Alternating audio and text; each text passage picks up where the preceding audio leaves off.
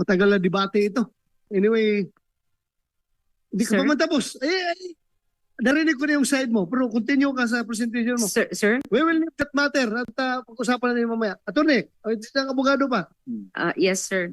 Yes. Just with respect to the fact that Section 11 is very clear when they are making an arrest. Unfortunately, there is no arrest yet here. And then one, they Wala use a nga. child, Wala. they use insignia. Sir, I just want to point out, sir, that the allowing persons who are not police to use police insignia is a violation of Article 179 of the Revised Penal Code.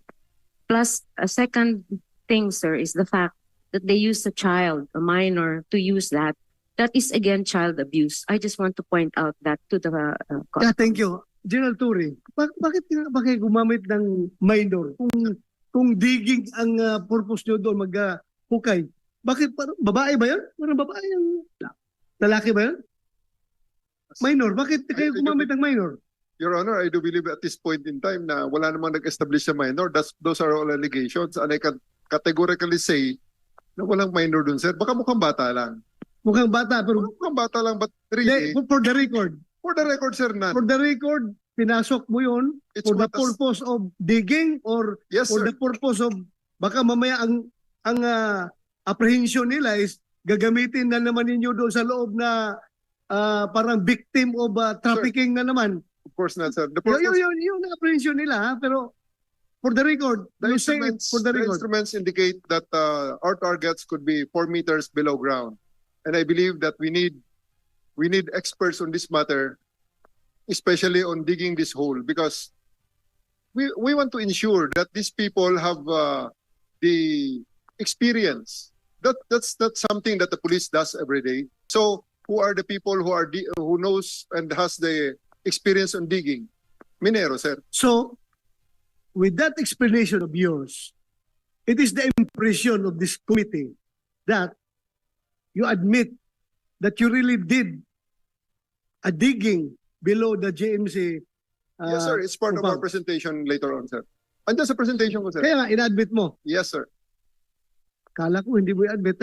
I am ready to cite you in contempt kung hindi Yes. mo i-admit. Ako mismo, you have no way to lie before me because ako mismo, pinuntahan ko kanina sa inspection kanina, hinukay namin doon, very fresh pa yung simento na ginawa at nung natanggal yung simento, yung mga kabilya na nilagay doon, hindi kabilya na construction na related kabilya, kundi kung saan-saan lang napulot na kabilya yon.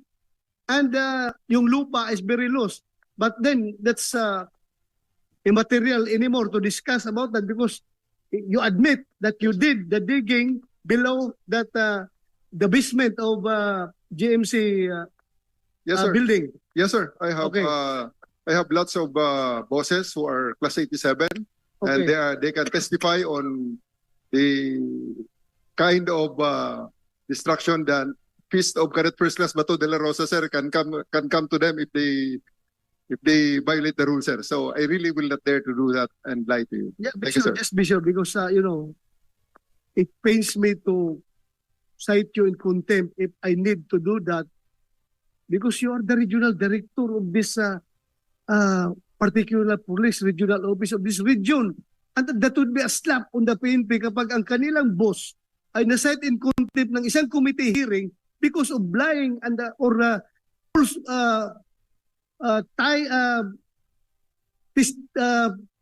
testifying falsely before the committee. Yes, sir. I hate to do that. Yes, sir. Please make sure that you don't lie to this It committee. will be part of the presentation, sir. And even the future diggings is included there, sir. Okay, thank you. Mr. Chair. Meron pa yung future digging? Mr. Chair. It's included in the presentation, sir. Mr. I'll Chair. show you, sir. Mr. Chair. Mr. Chair. Mr. Chair. Dali ha. Unahin ko muna si Jason sa nauna nag-kwan. Salamat po. Yeah. I just want to know from the chair whether the digging was in accordance with the law.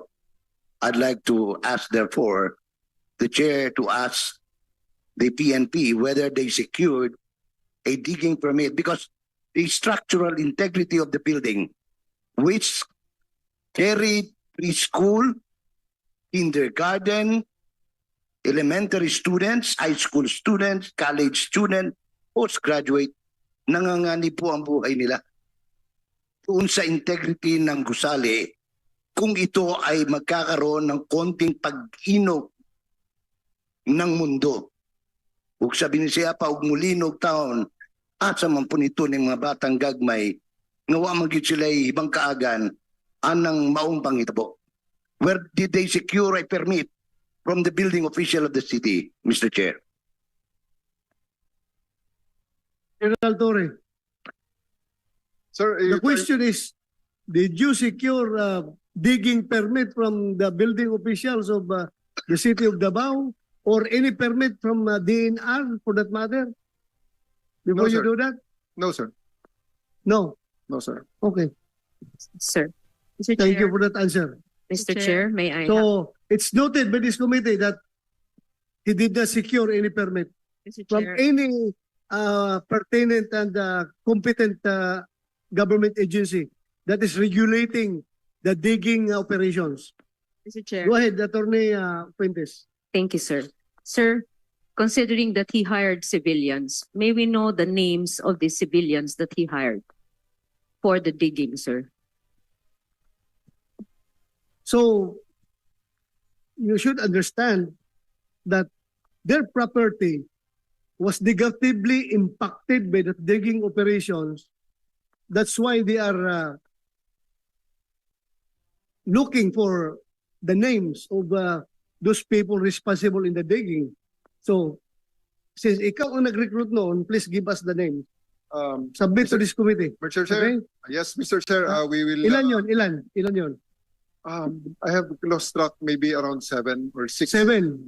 Mr. Chair. But we will provide it to you and just consult my. Please, before this hearing ends, please submit to this But committee. I would like to state for the record, Your Honor, that everything that they did is under my responsibility. I take full That's responsibility good. for their actions. You are the commander. You should assume all responsibility. Yes, sir. Very good. Mr. Chair. Assume all the responsibility. You are the commander. Mr. Chair. Yes, Mr. Chair. Yes. Yeah, Pan, building official of Davao City. Good So, afternoon. Good afternoon. Kas tung yani. Again. Right. Good afternoon, Mr. Chair. May I ask General Torre if during the time of excavation and all of the construction activities done in the basement, was there a professional engineer architect supervising over the work being done? Thank you. You heard the question. Please answer. Yes, sir. We have structural engineers and Sino? A regional PNP engineering Yes, sir. service mo? we have one civil, one architect, and one structural engineer, sir. I'll cover everything in the presentation, sir. Ano doon sa presentation mo? Sir, Meron Mr. daw. Chair. Meron silang engineer. That question came about because earlier when General Torre was talking, he said they hired the experts for digging, which were yung mga minero. In my opinion, that's hindi siguro tama. Yung eksperto natin doon is yung minero. If yung safety, yung like it was mentioned earlier in the rules of court, yung breaking in, Your Honor, humingi kasi ako ng opinion from NBCDO, National Building Code Development Office, yung executive officer nila. I asked if yung breaking in doon is applicable to the breaking of building or demolition of any part thereof. According to the commissioner, ang sabi niya sa akin is yung breaking in can apply to breaking of a door or a window to access a building. However, yung act of demolition or breaking structural parts of a building is a regulated activity and it should need a permit or order from the court na will order perhaps the building official to give assistance to whoever is undertaking the job. That's all, Mr. Chair. Thank you. Noted. Sino yun? Sino yung tinanong mo? Si Attorney Belderol, sir. Sino siya? National Building Code Development Office.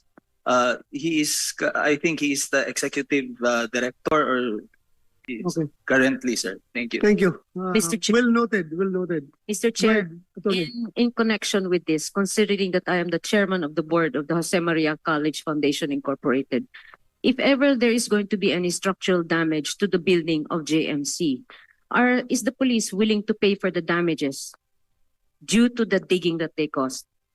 I presume they have to pay kung mayroong court order ordering them to pay whatever damages that they have done. Am I correct, General Torre? Yes, sir. Definitely, sir. Mr. Chair. Babayaran nila. Kung you file the corresponding case and pag the decision na ng korte, babayaran natin sa PNP. Thank you, sir. Thank you. Mr. Chair. Go ahead. A few days ago, General Torre was in a press con and he very clearly stated that there was no digging. He denied that he nagdig ang PNP, and he said that excavation didn't exist, and he also said that those were just Photoshop pictures. Okay. But that statement was not given before this committee, Yes. before you. Yes, Mr. Chair. Okay. Before the public. In a Before the press con, public. he said it in a press con. So, Mr. Chair, this again is the problem, that he maybe can tell the truth to you, but once you leave, For fear of fear, yes. becoming yes, being cited in contempt. yes, Because I am serious in my job. I don't care kung sino man, basta if you testify falsely before this committee, I have to cite you in contempt. yes, Mr. Chair, but unfortunately, not all of us are senators, and the Filipino people are not senators, and he blatantly lied to the Filipino people about it. Will you please respond, General Torre? Did you lie before the Filipino people that you did not do such digging?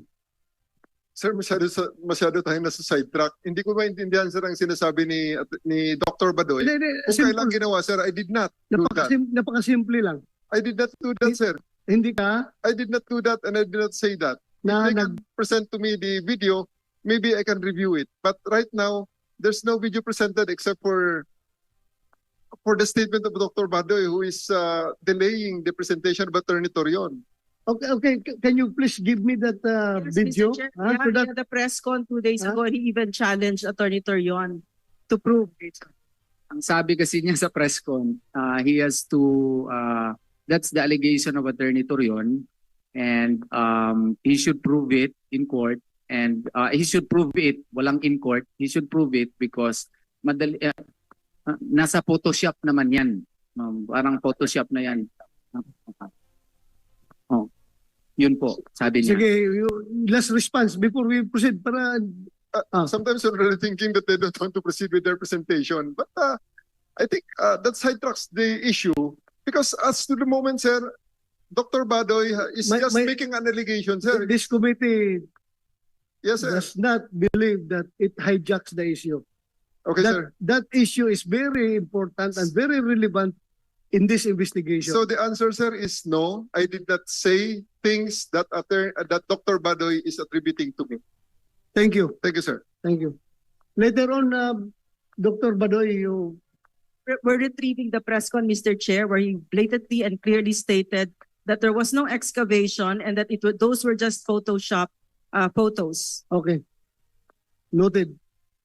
Kung meron kayong recording, palabas natin. Mr. Please continue. One last Yes. question regarding sa excavation. Bakit po minadali nila tinabunan kaagad para hindi po nyo makita ng committee po ninyo?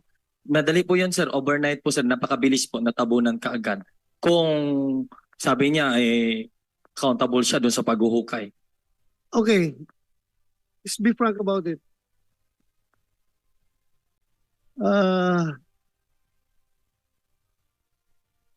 Bakit niyo tinabunan kaagad?